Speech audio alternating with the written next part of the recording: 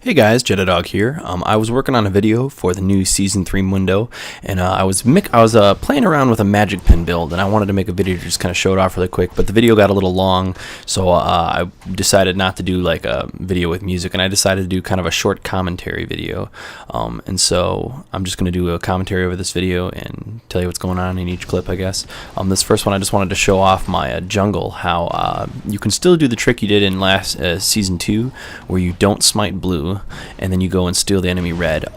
It's not going to work against every jungler, but in this particular game that I'm showing right here, I was jungling against a Mumu, and a Mumu starts at blue, he has to, and he clears very slowly, so you can get to his red before he does and just take it. On a slightly faster jungler, you could probably camp the red and try and fight them while they're at it, but for the purposes of this clip, since it was a Mumu, I just went ahead and took his red.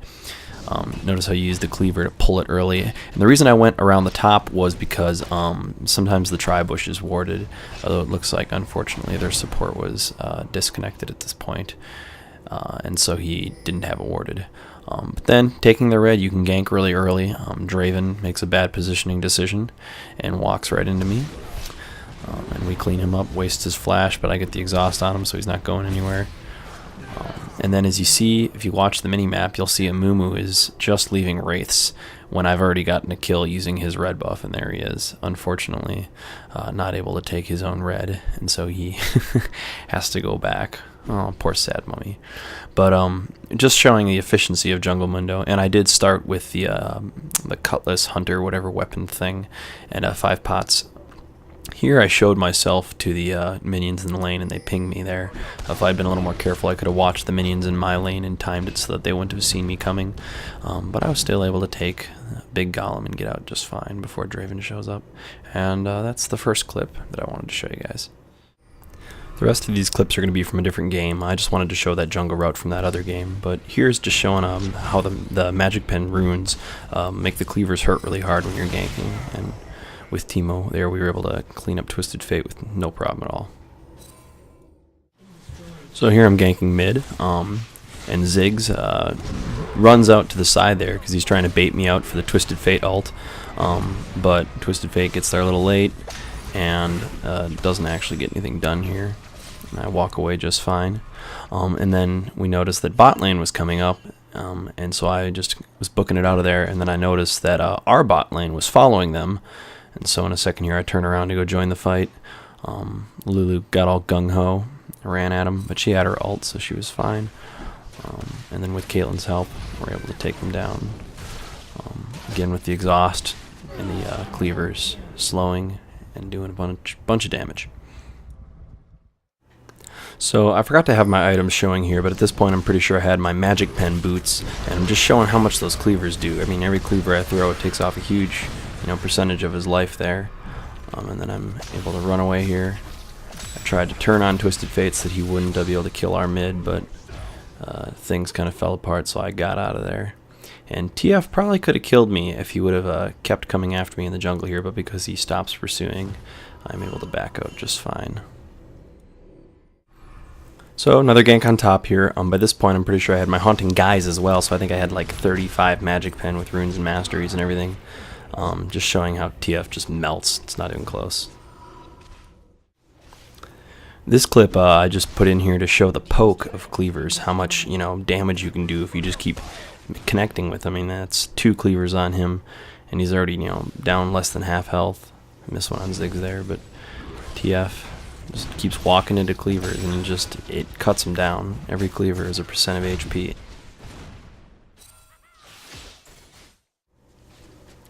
So here's a quick team fight. We run in, and I get the cleavers on him, and just dies to Cassiopeia's dot. And then we push here in a second, and I want to point out something really cool after we get this wave pushed. Something about how tower call for helps work. This is something that everyone should know, and if you do know it already, then don't worry about it. But if the champion's not under the tower, like you saw there with Ziggs, it actually doesn't trigger a call for help. So you can attack them if you have a cleaver or a ranged attack, as long as they're not under the tower you're under, and the tower will not attack you.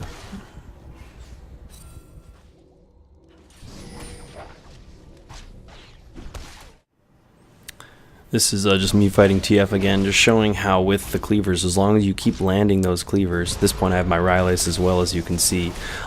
If you keep landing the cleavers, I mean, you become the ultimate carry killing machine, especially when your ult's up. They just can't out DPS you.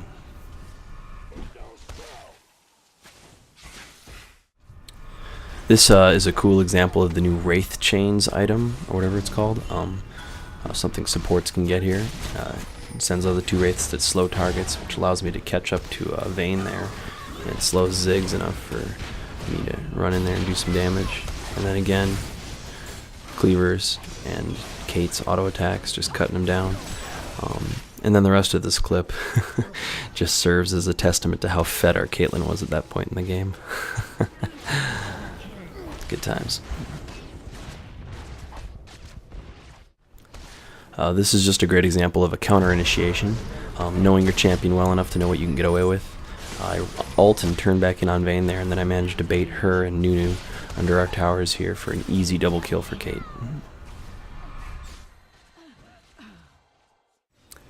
Here's a little end game teamfight action showing all the set pieces that work together. You can see my build there in the corner, what I was going for.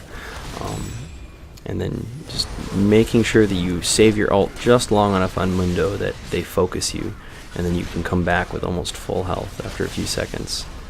And then I run back in here, throwing cleavers, taking heads, taking names, like so. One thing I did want to point out quick in that last clip is my clever use of Quicksilver Sash to cleanse silver bolts.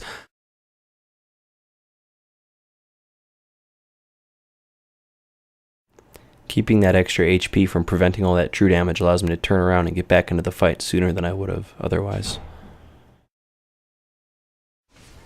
And finally, this is the last clip, just showing a little base wrecking going on, throwing those cleavers. At this point you can see what my build is. I have quite a bit of Magic Pen. I was working on a Randuin at this point, I believe. But the advantage to this is you can upgrade the Haunting Guise, and then it does extra % HP damage on your cleavers as well. And you can also upgrade the Quicksilver Sash into the new item with the BF sword and whatnot. And it's really strong. I think it's going to be an interesting build to try on Mundo. Probably not going to work every game, but it's something I'm playing around with, trying out. As long as you can land your cleavers, it's actually quite strong. So, but that's all I got, guys. If you liked the video, make sure you subscribe. For those of you that have been long-time subscribers, thanks for watching. Hopefully I can get some more videos out soon. But yeah, that's all I got, guys. Thanks for watching. Peace out.